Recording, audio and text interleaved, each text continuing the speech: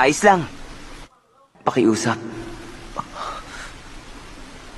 Napansin mo rin pala, walang pwedeng makapigil sa isang taong natuto ng lumipad ng mag-isa. At si Itadori, yun na ang natutunan ngayon. Papatayin kita kapag namatay ka. Okay, halika na! Pandas! Kung ganon, bawal na pala akong mamatay. Hindi ako tutulong sa laban.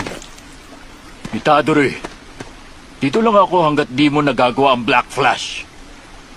At kung hindi mo magawa yon, panonoorin lang kitang mamatay.